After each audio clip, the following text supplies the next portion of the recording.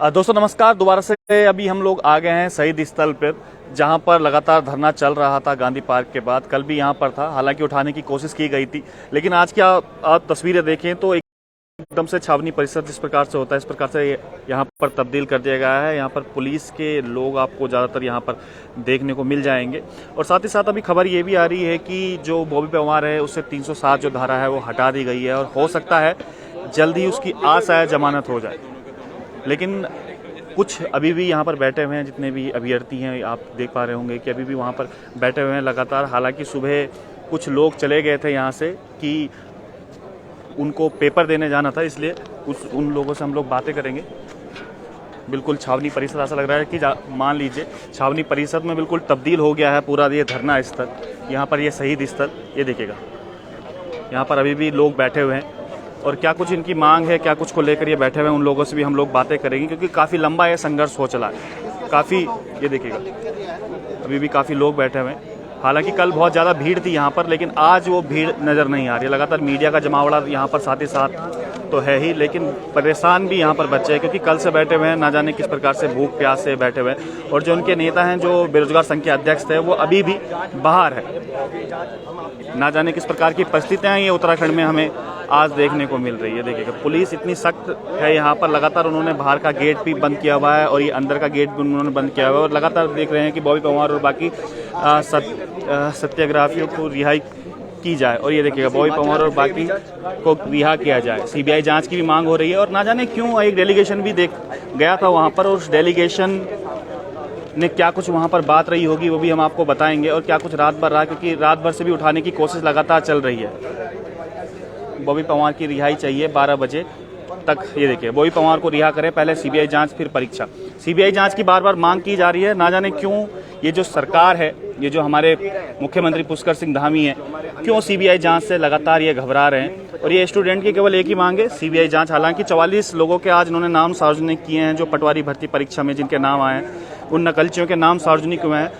आखिर नकलचियों के नाम सार्वजनिक होने ही थे तो इतनी देरी क्यों, इतने आंदोलन की जरूरत क्यों, क्यों इतनी जो देहरादून में हिंसा हुई उसको लेकर। कुछ स्टूडेंट से भी हम लोग बातें करेंगे कि क्या कुछ चल रहा है, क्योंकि काफ़ी स्टूडेंट आज चले भी गए हैं यहाँ पे जिनको परीक्षा देनी थी।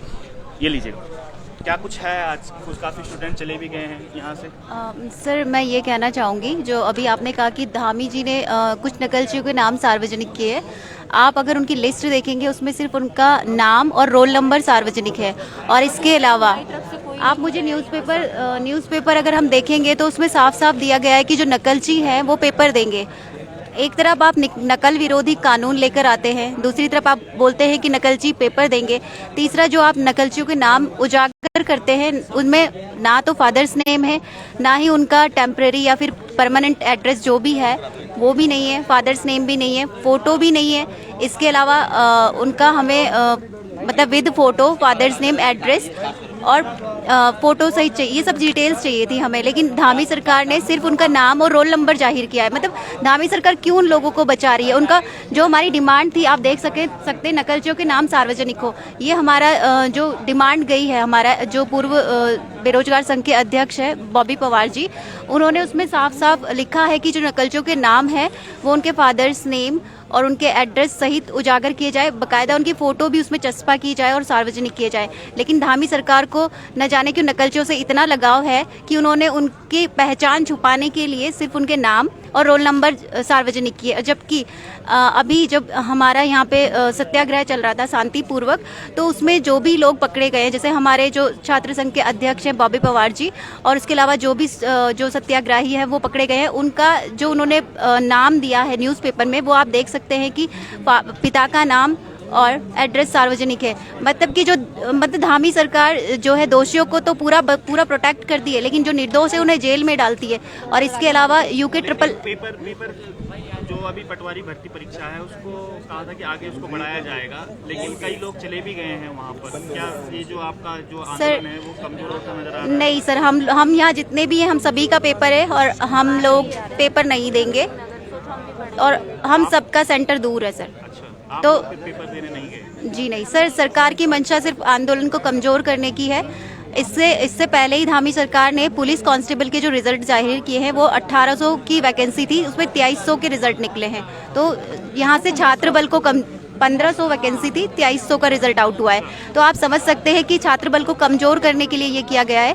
तीसरी बात, जब आपको पता है कि हम लोग यहाँ पे सत्याग्रह कर रहे हैं और हम जांच की पहले जांच फिर परीक्षा, हमारी मेन मांग यही थी, सीबीआई जांच, पहले जांच फिर परीक्षा, लेकिन उसके बावजूद भी धामी सरकार ने परीक्षा को स्थगित भी नहीं किया। और मतलब वो ये चाहते हैं कि जो हमारा ये आंदोलन है वो कमज़ोर पड़ जाए, लेकिन हम यहाँ पे डटे हुए हैं। कल का जो डेलीगेशन थोड़ा बता दीजिए, कल का जो डेलीगेशन मिलने गया था सीएम धामी से या जिनसे वार्ता करने गया था, क्या कुछ वार्ता हुई? क्योंकि सबसे पहली मांग भी तो ये थी कि जो आपके बॉबी पवार हैं और बाकी साथी हैं उनको रिहा किया जाए, क्या कुछ हुआ उसमें फिर आगे? देखिए सर, हमें जो सुनने में आ रहा और जो मीडिया में बता रही कि आपकी 6 मांगें पूरी की गई और फिर भी आप धरना दे रहे हैं, आप बता दीजिए वो 6 मांगें कौन सी है? हमारी 6 मांगें ये थी, सीबीआई जांच हो, वो नहीं हुई, बॉबी पवार को रिहा किया जाए, वो नहीं हुआ, और कल की परीक्षा स्थगित हो, वो नहीं हुई। तो कौन सी 6 मांगे?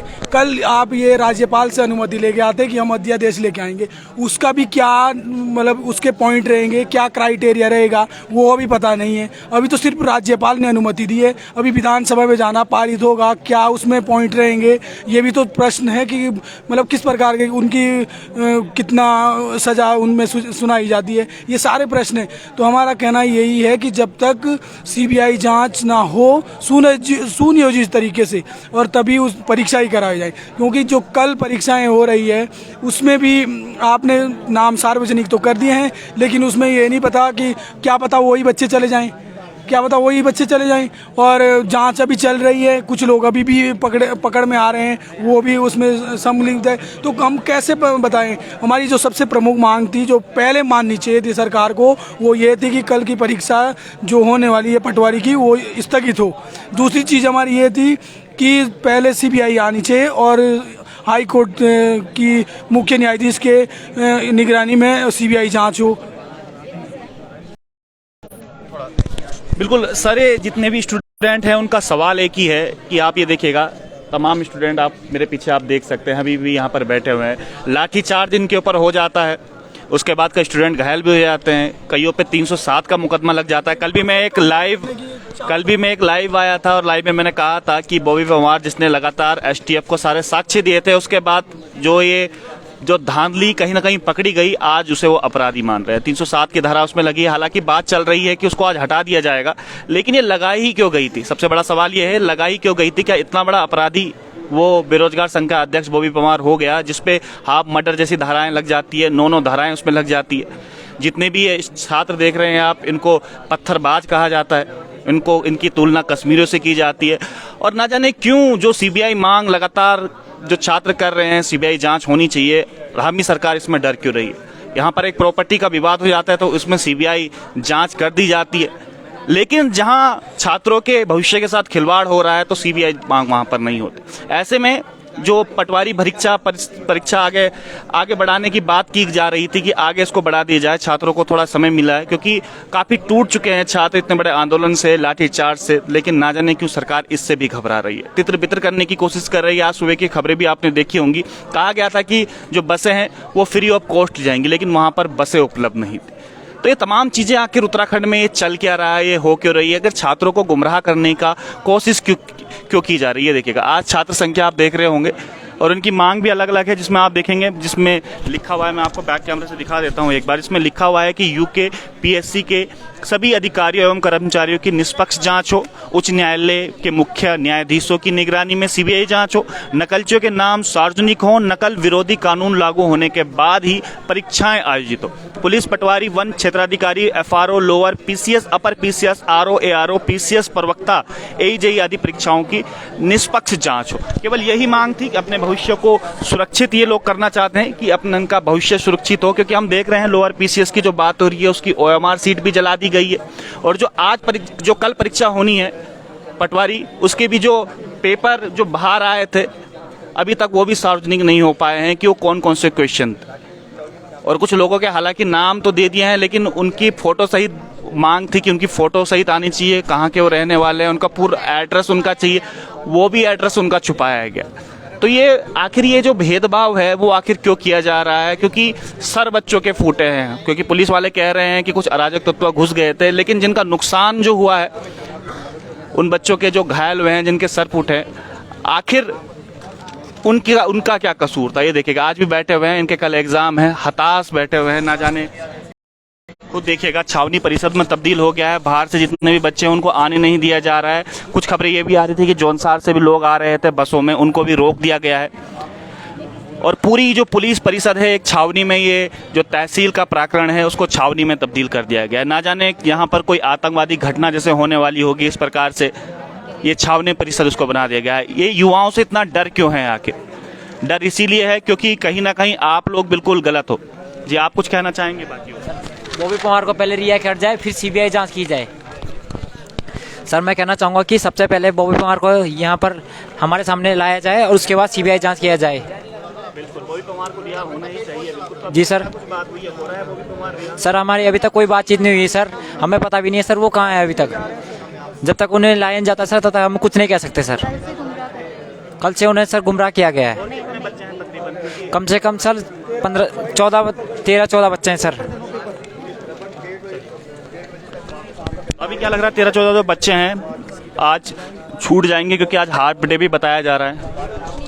अभी कुछ नहीं बताया जा सकता सर, जब तक हमारे सम्मुख वो आ नहीं जाते हैं तब तक कुछ नहीं बताया जा सकता है। और जो ये सरकार आंदोलन को कमज़ोर करने की कोशिश कर रही है वो बिल्कुल भी गलत है, बिल्कुल भी गलत है। जो कमज़ोर करने की, देखो हमारे प्रतिनिधि को गिरफ्तार किया जा रहा है, बेदर्दी से गिरफ्तार किया जाता है। और जो दूसरी बात, पुलिस प्रशासन इतना लगा दिया गया हमारे पीछे कि जैसे हम आतंकवादी हो। हमारे पीछे कोई नहीं गया है। एक और आरोप, मैं थोड़ा लाइव हूँ अभी, थोड़ा इसमें बता दीजिएगा, क्योंकि एक और आरोप में लगा रहे हैं कि जो डेलीगेशन जो गया था वो उनके बीच से नहीं गया था। कहाँ है मैडम, कहाँ है? तो उनसे भी बात करते हैं, क्योंकि ऐसे आरोप भी लगाए जा रहे हैं। क्योंकि जो डेलीगेशन आपके बीच से नहीं गया था, जो डेलीगेशन गया था कल? नहीं, हम किसी को नहीं जानते। ये सत्याग्रह है, ये मंच है, यहाँ पे ही सब कुछ होगा। क्या बताइए? देखिए सर, हम किसी प्रतिनिधि को नहीं जानते हैं, क्योंकि हम कोई नेता नहीं है, हम छात्र हैं। हमारा कोई प्रतिनिधि, हमारे एक बॉबी पवार जी थे जिनके पास सबूत है, बस वही हमारा प्रतिनिधि है और कोई नहीं है। ये सरकार का एक मतलब सोची समझी चाल है कि किसी को भी खड़ा कर दिया जाए, फोटो खिंचवा दिया जाए। ये छात्र है साहब, हमने इनकी सर देखिए गए थे, पर लेकिन वो आज कहाँ हैं कोई खबर नहीं है उन लोगों की। सर, उनके बारे में कोई इन्फॉर्मेशन नहीं है, बिकॉज जो हम लोग यहाँ पे 32 घंटे से ना, हम उनको जानते हैं, बस किसी और को नहीं जानते हैं। ये सरकार द्वारा सोची समझी चाल है, किसी को भी खड़ा कर दिया जाए, छात्र संघ का नेता बना दिया जाए कि हमने इनकी बात सुन ली गई है। सर, ऐसा कुछ नहीं है। बात सुननी होती तो हम लोग यहाँ नहीं होते, अपने घर पे होते हैं। कल डीएम का भी बयान आया था, जो डीएम साहिबा है यहाँ पे, उनका कहना था कि ये जो आंदोलन है वो अब रुकने के तैयार पर है, क्योंकि अब छात्रों की जो मांग है वो पूरी कर दी गई है। लेकिन छात्रों का कहना है कि कल जो डेलीगेशन सीएम साहब से मिलने गया था, इनके बीच का कोई वो डेलीगेशन नहीं था। लगातार 36 घंटों से वो लोग बैठे हुए थे यहाँ पर। और एक कुछ मैं आपको और तस्वीरें दिखा दूं, जो कुछ पेपर भी हैं जिसमें लिखा हुआ है कि भर्ती परीक्षा घोटाले में कोचिंग संचालक गिरफ्तार। यही दिखाना चाह रहे हैं आप? धांधली में लिप्त 44 अभ्यर्थी भी देंगे भर्ती परीक्षा। ये देखिएगा, ये बहुत बड़ी बात भी है, क्योंकि नकलचियों के जो नाम आ रहे हैं उसमें साफ अखबार भी, आज का ये अखबार है 11 फरवरी, जिसमें आप देख भी रहे होंगे, दैनिक जागरण, उसमें लिखा हुआ है कि धांधली में लिप्त 44 अभ्यर्थी भी देंगे भर्ती परीक्षा। तो इस चीज का क्या फायदा हुआ? जो छात्रों ने लाठी खाई लगातार। ये देखिए, आरोपियों ने अभ्यर्थियों को 19 लाख में बेचा था पेपर जेईई पेपर लीक प्रकरण। हाँ, इसीलिए ये बैठे हुए भी यहाँ पर कि आखिर ये देखिएगा, लास्ट इनका पॉइंट भी यही है, पुलिस पटवारी वन क्षेत्राधिकारी जितने भी ये पेपर हैं आदि परीक्षाओं को निष्पक्ष जांच की जाए। और आज का अखबार की अगर हेडलाइन देखें तो इसलिए सीबीआई की जांच भी हो रही है। और आज के निर्दोष को ले गए जेल, भ्रष्टाचारियों को मिल गई बेल। इसीलिए लाठी डंडियां भी खाई थी इन लोगों ने। लेकिन आज जो स्थिति है, ना खाना खाया सर हमने, ना खाना खा रहेगा, ना कुछ भी, हमें बिस्तर की व्यवस्था नहीं, कुछ भी हम, और पूरे रात भर बैठे हुए हैं ऐसी ठंड में। कोई भी सरकार के मतलब पदाधिकारी हमें देखने नहीं आए, कोई प्रशासन का अधिकारी हमें देखने नहीं आया कि किस हालात में। एक मीडिया वो और तो और यहाँ के नेटवर्क भी हटा दिए गए ताकि अपना लाइव ना कर सके, अपनी अपनी सोशल मीडिया से एक्टिविटी ना कर सकें। इस तरह की घिनौनी हरकतें हमारे साथ की जा रही है। हमारे प्रतिनिधि मंडल को गिरफ्तार किया जाता है, पुलिस हमारे पीछे इतनी लगा देते हैं कि जैसे हम आतंकवादी हो।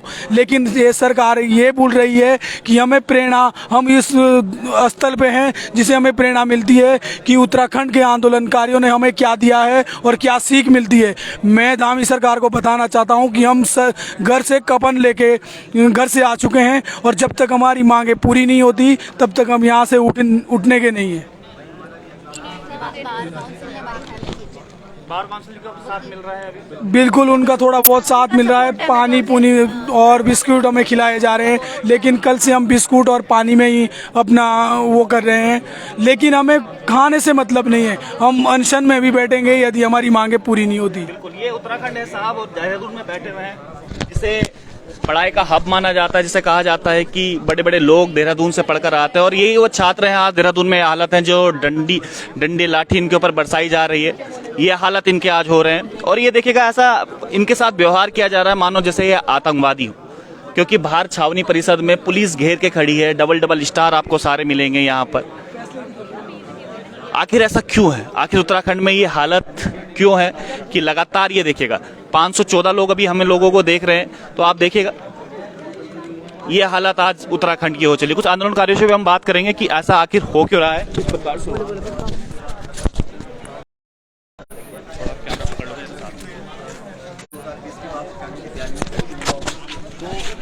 कुछ आंदोलनकारियों से भी हम लोग बातें करेंगे क्योंकि वो भी लगातार छात्रों के साथ भी बैठे हुए। मैडम, थोड़ा आपके बीच आ जाऊं मैं। क्या कुछ चल रहा है? ये छावनी परिषद बिल्कुल बनाया हुआ है, यहाँ पर छात्र रातों से बैठे हैं, कुछ खाया पिया नहीं है। कुछ जो डेलीगेशन के लिए लोग गए थे, पता नहीं चल पा रहा है कि कौन लोग है। जो छात्र नेता हैं इनके बॉबी पंवार, उनका भी कुछ पता नहीं चल पा रहा है। 307 लगा दी जाती है हाफ मर्डर की घटना।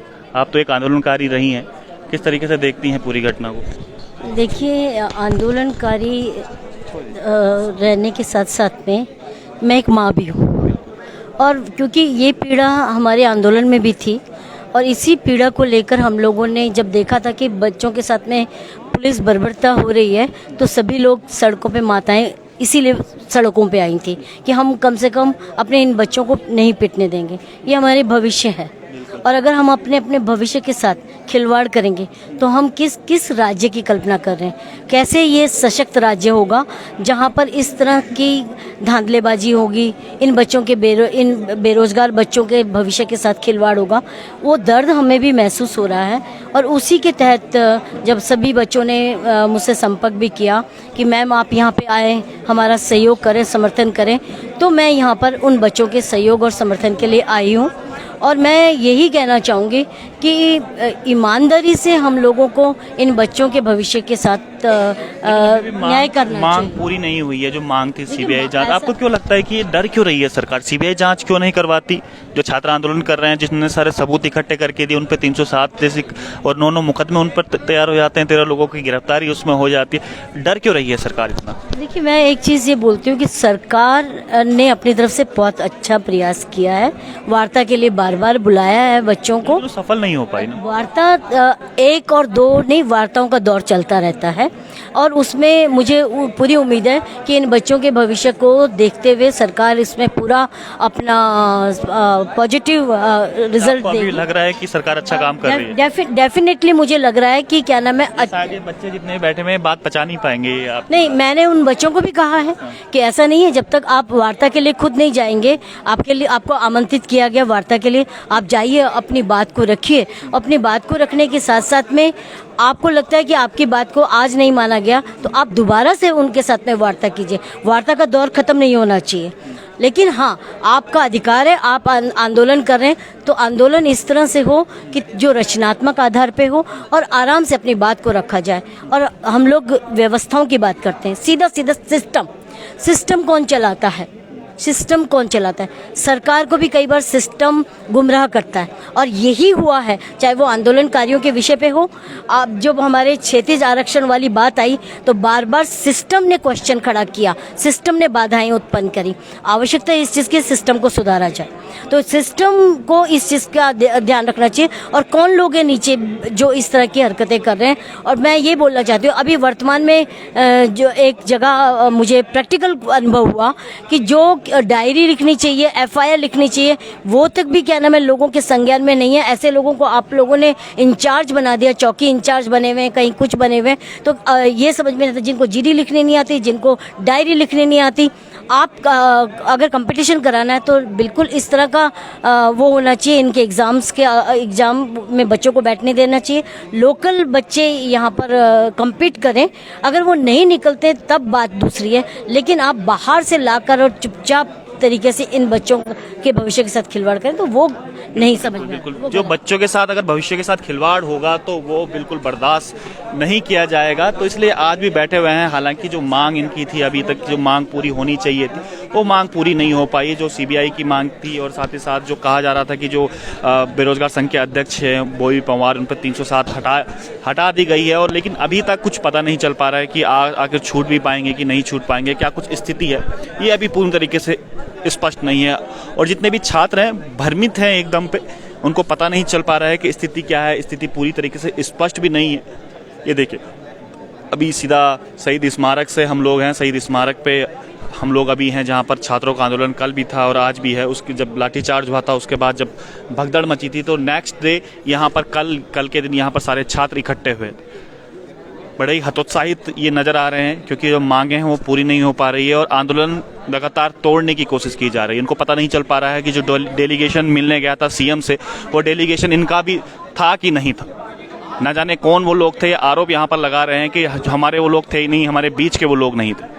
तो बड़े ही हतोत्साहित महसूस भी इस समय कर रहे हैं, क्योंकि शायद आज से इतना बड़ा आंदोलन पूरे उत्तराखंड में आज तक नहीं हुआ था। ये पहली दफ़ा ऐसा था कि जहाँ पर सारे छात्र इकट्ठे हुए थे, लेकिन इसका रिजल्ट जो है वो निकलता हुआ नज़र नहीं आया कहीं ना कहीं। ये देखिएगा तो आखिर क्या क्या होता है आगे, और कितनी मांगे इनकी पूरी की जाती है, और जो इनके अध्यक्ष हैं बेरोजगार संघ के, वो छूटते हैं कि नहीं छूटते हैं। पूरी रिपोर्ट पर हमारी नज़र रहेगी और हम आपको लगातार वो बताते हुए रहेंगे। तब तक के लिए देखते रहिएगा विजय पथ।